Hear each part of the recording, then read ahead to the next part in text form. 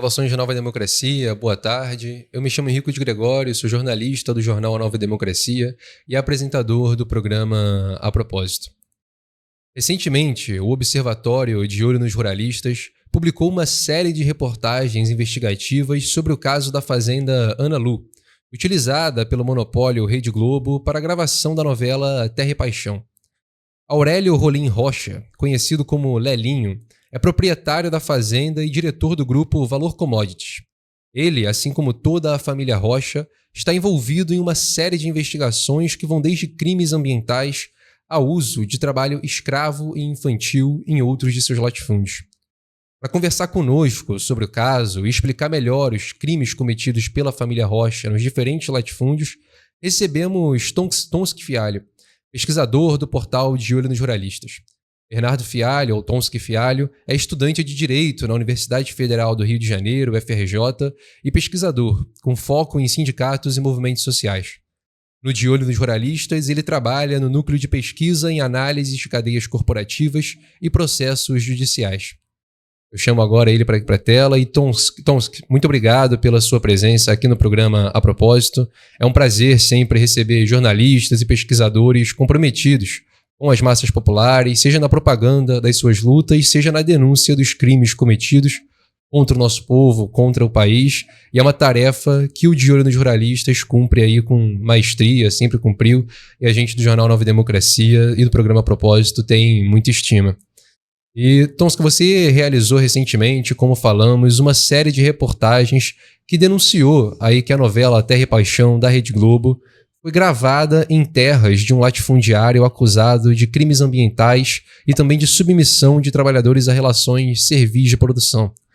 Antes de entrarmos nas minúcias dos crimes que foram cometidos, eu queria perguntar para você, e sinta-se livre também para uma apresentação antes da resposta, nos explicar como que se deu esse trabalho, essa série de reportagens do De Olho nos Ruralistas. Como que surgiu a ideia de investigar as terras e o latifundiário usado nas gravações da empresa e como que se deu o fluxo, o desenvolvimento dessas reportagens e dessas investigações. Boa tarde, Henrico. Boa tarde, audiência do A Propósito. Primeiro, agradecer pelo convite, a oportunidade de falar um pouco melhor sobre essa série de reportagens. Eu acredito que o ponto de partida para essa apuração foi o nosso dia a dia, foi o nosso método, assim. A gente tenta se consolidar cada vez mais, para além de portal de notícias, como observatório do agronegócio. E como observatório, eu acredito que é importante estar por dentro do que está acontecendo no agronegócio, para além da economia, para além da política, que com certeza são a linha de frente da atuação desse setor da economia. O entretenimento, não só a teledramaturgia, mas o entretenimento de forma geral, ele se mostra como uma das frentes de atuação desse setor, tanto na música, quanto nas novelas, ou até mesmo no cinema e na programação diária da Rede Globo, através dos anúncios. Se constrói ali, a gente sabe que existe uma relação direta dessa programação com o imaginário popular. Então, é importante a gente estar observando, para além das questões ambientais, puramente ambientais ou econômicas, políticas, estou observando também essa tentativa de lavagem de imagem, né, de construção de carisma por parte do agronegócio. Então, essa observação constante, esse acompanhamento desses temas, dessa forma ampla, levou a gente a se interessar por essa novela, né? E ela não está isolada, ela faz parte de um movimento da Rede Globo, de fazer novelas que têm como plano de fundo o agronegócio, e, nesse sentido, está atento a esse movimento para identificar essas contradições, esses flagrantes de hipocrisia, que, nesse caso da Rede Globo, acabou sendo identificado pela gente, faz parte do nosso dia a dia, e nesse contexto a gente, por exemplo, quando você digita no Google a Fazenda La Selva da Rede Globo, ela não só foi um cenário da novela, você tem peças de divulgação da fazenda, do que é feito ali, se falando até em sustentabilidade, em como as coisas ali, a modernidade das instalações da fazenda, isso tudo no Globo Rural, por exemplo. Então, esse destaque que foi dado para essa fazenda, que de fato ela tem um visual bastante cinematográfico, levou a gente a ter interesse em saber um pouco mais sobre o histórico dessa fazenda. E o resultado disso foi a gente se deparar com muito mais do que a gente esperava, para falar a verdade, né? porque você vai puxando o fio e, embora a Fazenda Ana Lu seja cercada de irregularidades, você puxa o fio da família, você encontra várias outras, e chegando até o trabalho escravo e trabalho infantil, né? É um grupo que afirma ser dono de 50 mil hectares no Mato Grosso do Sul, isso é quase metade do município de Deodápolis, que é onde está localizada a Fazenda Ana Lu, onde teve a gravação da novela. Então, essa relação da Rede Globo, que é esse monopólio das telecomunicações, com esse grupo dessa estatura no Mato Grosso do Sul, se tornou um tema de interesse nosso, à medida que a gente identificou essa relação, né? E aí foi atrás, puxar o fio, e as coisas foram se revelando.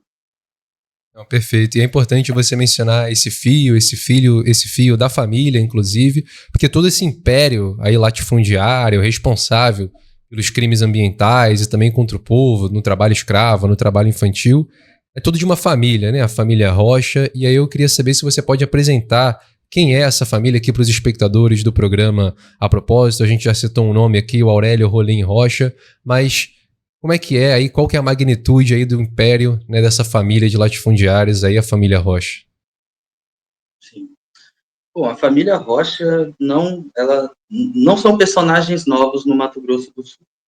São pessoas conhecidas, o histórico deles criminal é conhecido até no sentido de crimes financeiros, por exemplo. Você tem ali uma dupla de irmãos, o Aurélio Rocha e o Newton Fernando Rocha.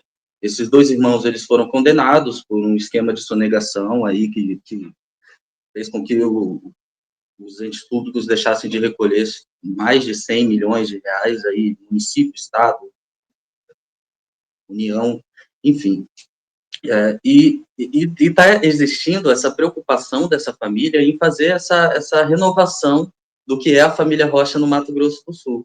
Porque hoje você tem uma nova geração, que é o Aurélio Rolim Rocha e o Newton Fernando Rocha Filho, que são filhos desses sujeitos que acabaram sendo presos, envolvidos em sonegação, e etc., que se apresentam como donos da Fazenda Ana Lu e do Grupo Valor, que é essa empresa de commodities, de produção de soja, milho, e também investe em pecuária, piscicultura, um gigante do agronegócio do Mato Grosso do Sul, e que tem como patriarca o Newton Rocha Filho, que aí seria o avô do Lelinho e desses que hoje estão à frente do grupo.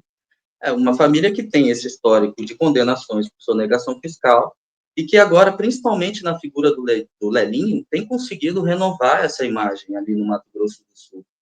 Existem jornais locais, e isso é uma apuração de um jornal local, mas existe um boato de que o Lelinho estaria sendo prefeitura, por exemplo. Embora isso não seja confirmado, existe essa ideia de que a influência que eles estão conseguindo recuperar ali na região é algo considerável, e a Rede Globo contribuiu muito para isso, porque você tem uma família que, em dado momento, por exemplo, a Fazenda Ana Lu, onde foi gravada a novela, ela já foi sequestrada para a justiça. Isso significa que durante um intervalo de tempo, essa família não poderia vender ou transferir essa fazenda, fazer empréstimos bancários usando essa fazenda, nada do tipo, eles estavam sendo investigados por esses desvios e se identificou ali um desvio de patrimônio. E foi justamente o que aconteceu. A fazenda, ela em 2016, deixou de ser desses empresários envolvidos em sonegação fiscal para passar a pertencer aos filhos deles. E o Delinho é a figura mais relevante desse grupo, dessa família, porque ultimamente ele tem, inclusive, se mostrado como uma liderança jovem da política. Ele, inclusive, chama o FHC de orientador, ele se diz o orientando do FHC, que foi chamado para um programa de formação de jovens lideranças políticas, e participou ali com 350 herdeiros de grandes grupos empresariais brasileiros, e ele se apresenta de forma bastante diferente. Ele foi um assessor no Ministério da Agricultura, da Tereza Cristina, ele foi assessor para assuntos internacionais no Ministério da Agricultura, trabalhou também na Prefeitura de São Paulo, durante a gestão do Dória, do Bruno Covas. Então, você vê que ele tem esse plano de fundo bolsonarista, que tem até esse apelo meio clichê bolsonarista, né? Porque se você for ver a figura do fazendeiro bolsonarista, envolve tudo isso, e a gente sabe que esse é o normal, não é exceção, que é o desmatamento e todas essas transgressões trabalhistas e, às vezes, outras coisas, né? E ele tem esse plano de fundo, mas a forma como ele se apresenta é diferenciada. Fala muitas línguas, ele viaja ao mundo todo, ele participa de eventos para debater a democracia, inclusive com a esquerda, enfim, ele se apresenta de forma diferente. Então, o Lelinho ele tem surgido aí como essa liderança proeminente no Mato Grosso do Sul e dando essa repaginada na visão que a família Rocha tem ali na região. Faz um paralelo com a própria Terra e Paixão ali, né? O Tony Ramos, o velho latifundiário antiquado, o Cauã Raymond, o empresário moderno do agronegócio. Sim, As sim. Os paralelos, similaridades. eles são impressionantes, assim. Eu Uhum. acho que o apelo, o que despertou, assim, a gente ficou até surpreso à medida que a apuração foi acontecendo, porque existem paralelos impressionantes, assim. Uhum. E é muito louco que a Rede Globo não tenha sequer visualizado isso ou tenha ignorado isso. Uhum. É, com certeza. E com toda essa contextualização em mente já, não foi somente um único crime, né, cometido aí pela família Rocha, uma série de violações, novamente, violações ao meio natural, violações contra o povo, inclusive o povo paraguaio, inclusive que estava ali, né, também nas fazendas do Mato Grosso do Sul, submetido àquelas relações servis. A gente vai especificar mais isso mais para frente. Mas você pode nos dar um panorama geral aí dos tipos, da quantidade de crimes que foram cometidos, onde que eles foram cometidos, esse mapa geral assim da criminalidade desses senhores de terra aí da família Rocha? Sim, usando como ponto de partida a Fazenda Ana Lu, né, que foi o que chamou nossa atenção, porque durante Uhum. meses ela serviu ali de cenário para essa trama política, essa trama, essa novela, e, Uhum. enfim, a Fazenda La Selva, na novela, ela não pertence somente ao Tony Ramos, né, que é esse fazendeiro vilão, ela é a fazenda também Uhum. do Cauã Raymond, que era o mocinho da novela. Sim. Então, eu acho que o mais interessante nessa matéria é você passar a perceber que não é uma questão de ânimo do fazendeiro, se ele vai ser bom ou se ele vai ser ruim. A questão é estrutural. A existência de um latifúndio desse tamanho, como a gente está falando da Fazenda Ana Lu, que tem 1.700 hectares, só a sede, porque eles também vão arrendando e comprando fazendas em volta. Então, a Ana Lu, na verdade, ela tem mais de 1.700 hectares. E essa organização fundiária no Brasil, a existência dos latifúndios, ela em si já é o problema, ela em si já é o vilão. A gente não precisa de um vilão de novela como Tony Ramos para entender que, na verdade, a organização fundiária no Brasil é problemática, envolvendo também o Cauã Raymond, que é o filho do vilão. Uhum. Com o Lelinho não foi preso, né? O Lelinho não está envolvido na sonegação, quem está é o pai dele. Então, partindo da Fazenda Ana Lu, um outro paralelo muito curioso que a gente encontrou em relação à novela é porque a novela fala muito da temática do acesso à água, né? Na novela existe a personagem que ali acabou até se envolvendo romanticamente com o filho do La Selva, do fazendeiro, e que ela estava, uma pequena agricultora que estava tendo dificuldade de ter acesso à água. E eu considero, certamente, um dos principais problemas ali na propriedade, na fazenda Ana Lu, começando pela Ana Lu, é a questão do desvio, da alteração do curso do leito do Rio Dourados, entendeu? O Rio Dourados ele vai margeando a propriedade e dentro dos limites da Analu se instalaram drenos irregulares. Eles desmataram na área de preservação permanente do Rio Dourados para construir uma área de convivência com churrasqueira, estacionamento, banheiro, enfim, e isso, entrando em contato com fontes ali da região, um trabalho que foi, inclusive, muito bem feito pela Carolina Bataillé, que assina a matéria junto comigo, ela entrou em contato com pessoas da região e conseguiu identificar que ali não é novidade, que a dinâmica dos recursos hídricos ali na região está sendo alterada por essas grandes propriedades ali. Um destaque para a Analu, que a Analu, como eu disse, existem outras fazendas no entorno da Analu que são geridas pelo mesmo grupo Valor. Então, não é novidade para as pessoas ali que a margem do rio está sendo danificada, e mais do que isso, dentro da Analu existem dois afluentes do rio Dourados que cortam a propriedade, e em cima de um deles, eles escavaram para construir vários tanques de piscicultura. Isso a principal fonte de informação que a gente teve em relação aos problemas ambientais da Analu foi um processo de termo de ajustamento de conduta do Ministério Público do Mato Grosso do Sul, junto, que é quando eles falam, olha, você está errando, você tem essas questões ambientais, você precisa se adequar até tanto tempo para você não ser condenado e não sofrer sanções maiores. Então, essa assinatura desse termo de ajustamento de conduta, ela não inclui esses córregos que atravessam a Analu. E fica esse questionamento também para os entes públicos do Mato Grosso do Sul. Por que não inclui, né? Por que esses córregos estão sendo ignorados? Porque a área de preservação permanente, ela prevê que as margens dos rios não podem ser danificadas, que a vegetação que tem ali não pode ser danificada. E no que se refere a esses rios dentro da Fazenda Analu, na sede, no local onde foi gravada a novela, não é possível imaginar que esteja sendo respeitada a área de preservação permanente desses córregos afluentes do Rio Dourados, justamente porque existe uma construção de vários tanques de piscicultura em cima desses córregos.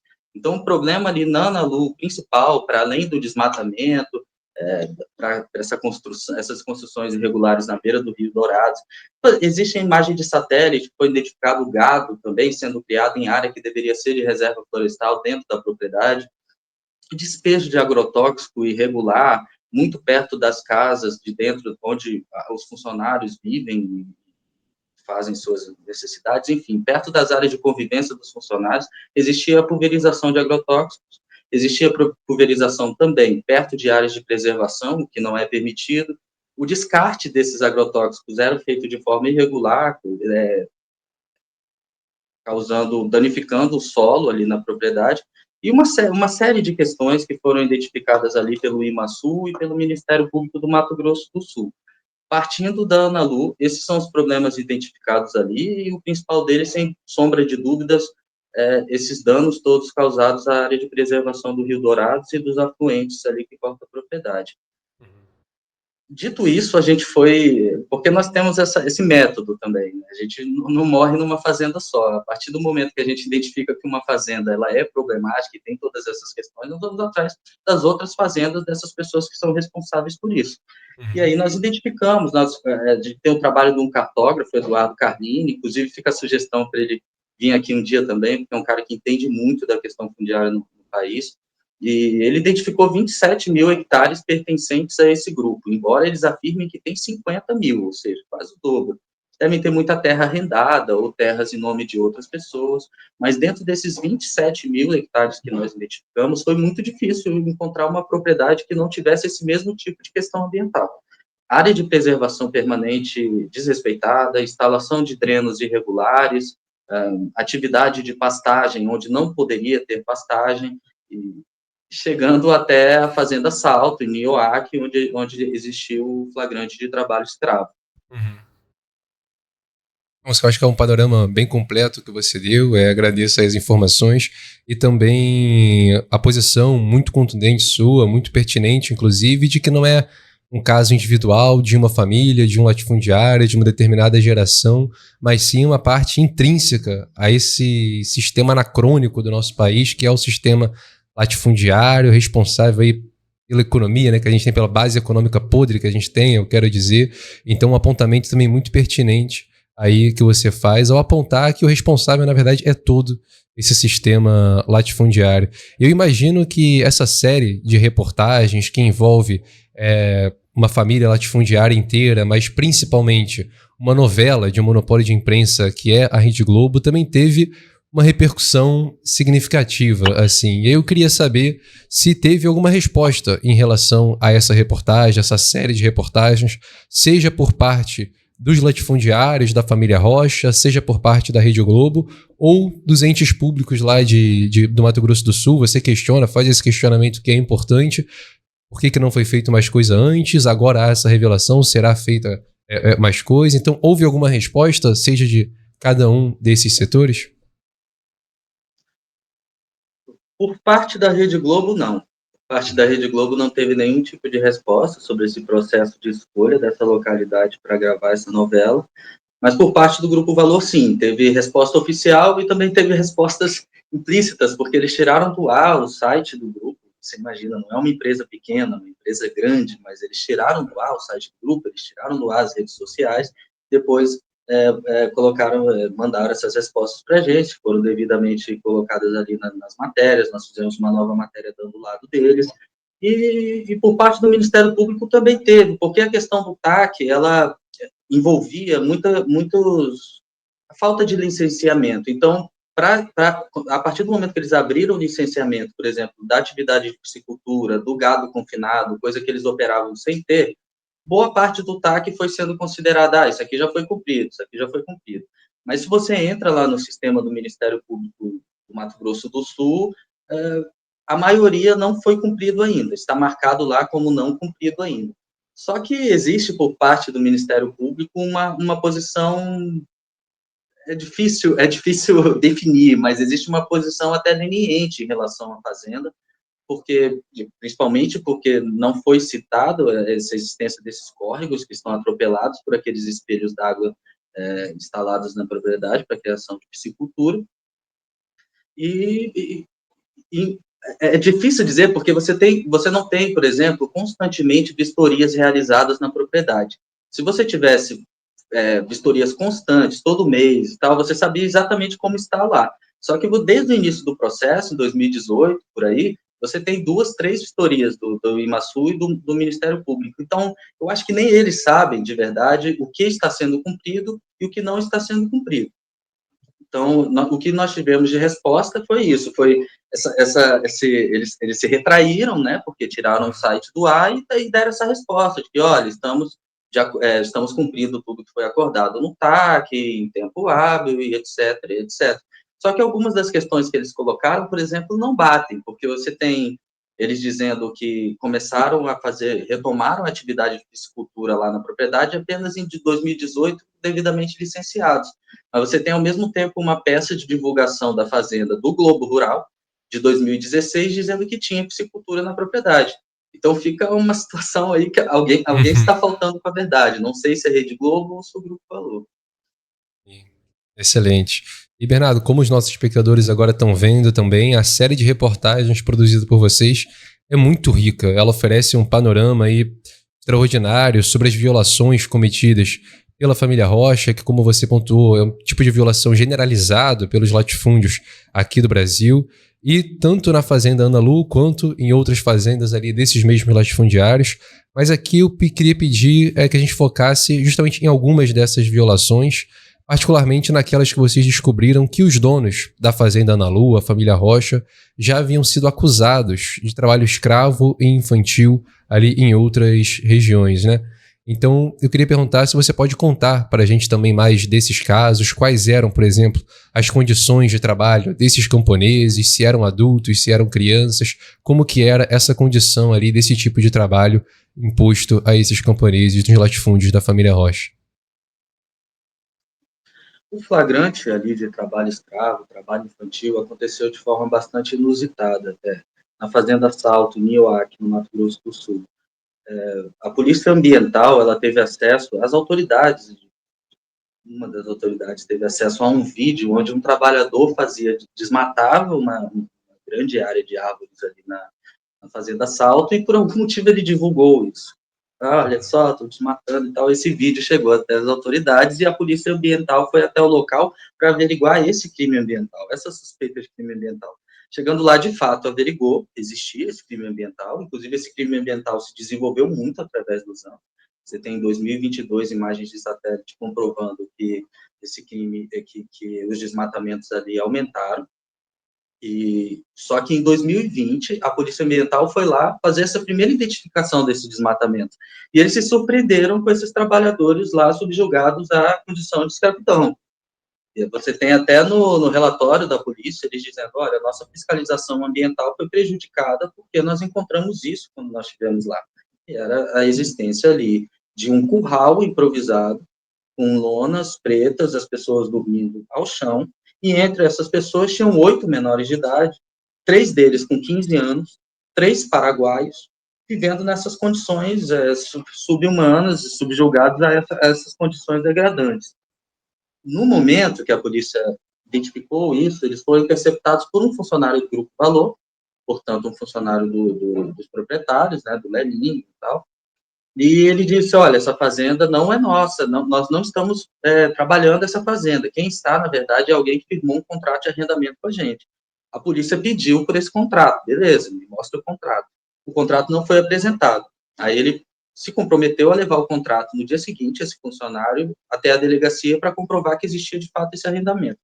Ele, de fato, levou, esse arrendamento foi aceito pela polícia e pela justiça. Então, a gente não tem o Grupo Valor sendo acusado de trabalho escravo formalmente. O que a gente tem são arrendatários que firmaram um acordo com o Grupo Valor e que desempenham a atividade ali de plantio numa das fazendas do Grupo Valor, a Fazenda Salto, que tem 2.800 hectares, e a gente tem... Só um segundo.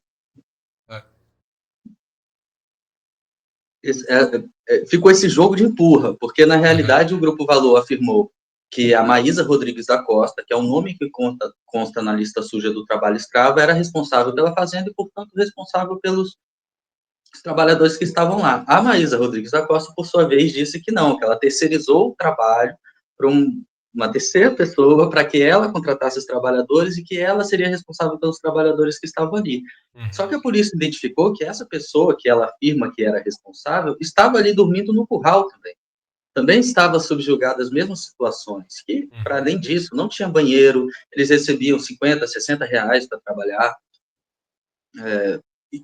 Então, a polícia não comprou. O jogo de empurra do Grupo Valor para a Maísa colou.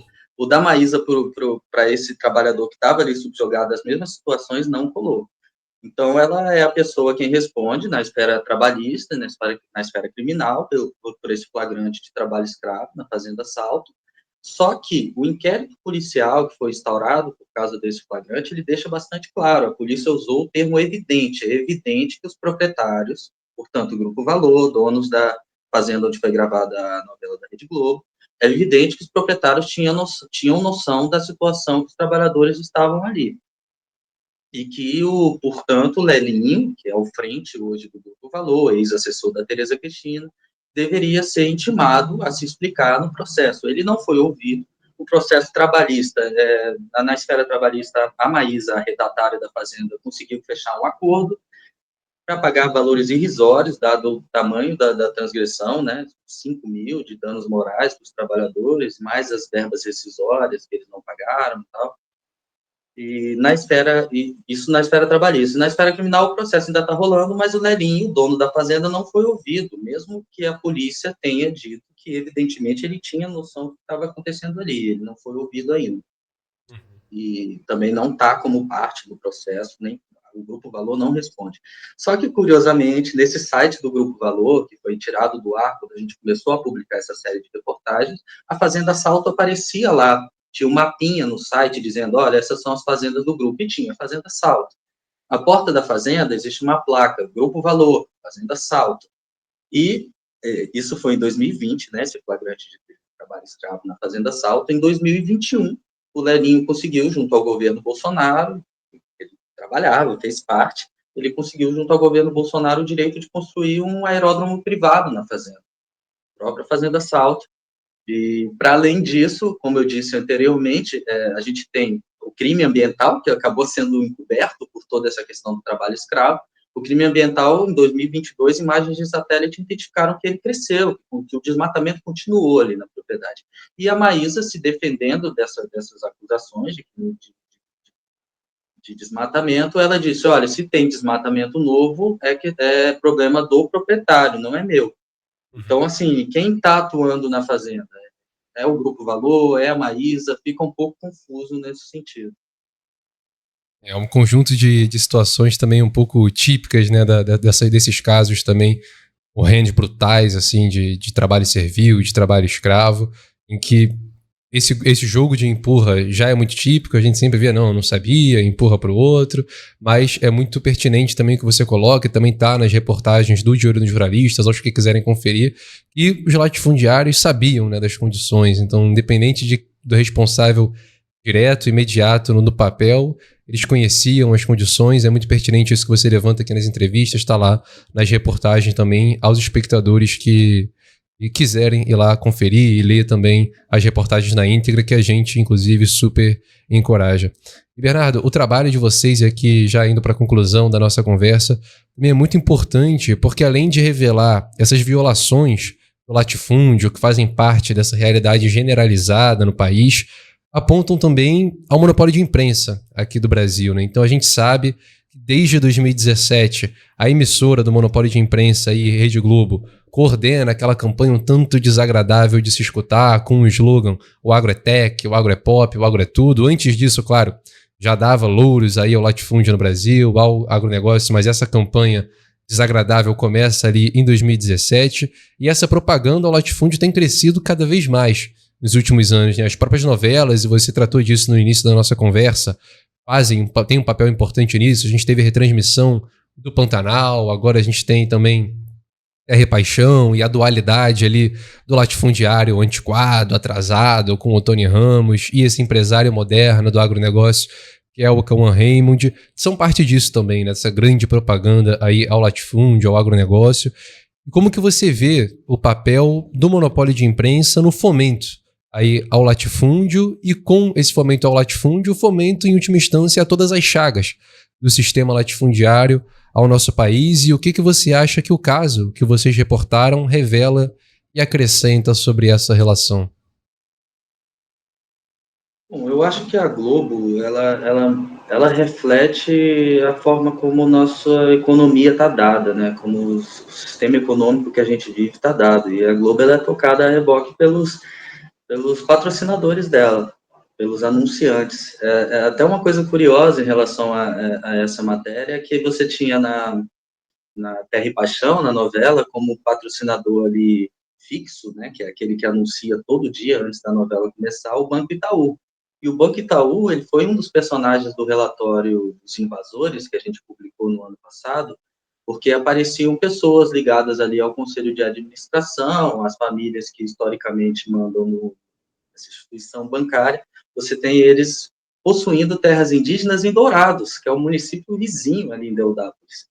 Então, é muito curioso, porque ao mesmo tempo que a novela legitima esse atropelo às leis ambientais e etc., quando ela escolhe esse local para fazer essa gravação, você tem entre os anunciantes um banco que também tem a sua grande parcela de hipocrisia, né, porque a propaganda desses bancos é sempre, parece que não é um banco, né, parece que é um hospital, alguma coisa assim, que salva a vida das pessoas. E você tem ali na mesma região do Mato Grosso do Sul esse banco historicamente investindo em propriedades dentro de terras indígenas, sabe?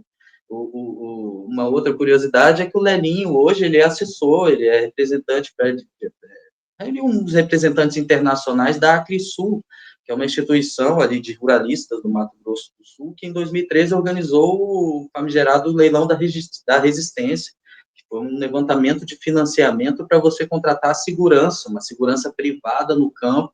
Na verdade, nada mais era do que uma forma de você organizar uma ofensiva contra os Guarani Kaiowá, contra os Terena, contra etnias indígenas ali da região, que há muito tempo aquilo ali era um epicentro da violência contra indígenas, né, como a gente bem sabe. Então, eu acho que o monopólio, como a Rede Globo, se eximir de levar isso em consideração quando eles firmam esse tipo de contrato e escolhem divulgar tal fazenda ou tal grupo político, só pode ser uma coisa extremamente nociva para a população, né? Fica parecendo que você tem, normalmente, esse tipo de latifúndio, com aquele maquinário gigantesco, aquelas lavouras colossais, como se isso fosse uma coisa que se sustenta, e fosse uma coisa que, em alguns casos, é aceitável e dá para funcionar, e na realidade não dá. O que a gente pesquisa e fica olhando todo dia, é muito difícil a gente encontrar uma, nossa, essa fazenda toda certinha, quanta sustentabilidade, todos eles têm esse discurso, mas na realidade isso não existe, né? Então, imaginando uma outra realidade, onde a gente tivesse talvez uma mídia muito mais democrática e tivesse acesso, por exemplo, a essa série de reportagens, ou as reportagens, como eu já consumi bastante, do Nova Democracia, expondo conflitos no campo, violências de fazendeiros contra indígenas, contra camponeses. Se a gente tivesse não precisava nem ser do tamanho da Globo, mas pelo menos estivesse ali do lado, entre a SBT, a Band, alguma coisa que desse esse outro lado, com certeza a gente ia ter um lastro muito maior para que as pessoas pudessem visualizar que as coisas não são bem assim. Na realidade, a gente tem uma SBT, por exemplo, que o Ratinho é sócio, e o Ratinho também está lá no nosso relatório de invasores de terra indígena, sabe? Então é um monopólio que vai muito além da Globo e é um monopólio disso, é um monopólio do capital, que atropela, que ignora e que faz valer seu poder econômico acima de tudo. Excelente, então você quer altera a sua forma, mas mantém o conteúdo aí, né? Esse agronegócio do maquinário, da indústria, da agroindústria, como adoram falar também. Novas formas para o mesmo conteúdo atrasado, anacrônico aqui para a realidade do nosso país. E que a base é essa que a gente falou, a submissão de relações servis, imposição, né, de relações servis ao campesinato, a violação de todo e qualquer meio natural e, claro, o atraso geral na nossa economia também causa com essa economia agroexportadora, a nível de o cara ter orgulho, inclusive, quando eu li o nome do Grupo Valor, e caraca, o Grupo Valor Commodities, o cara tem orgulho de ser um exportador de commodities, que é, sabe, a manutenção do atraso da economia de um país, como que pode, sabe, existir algo como esse.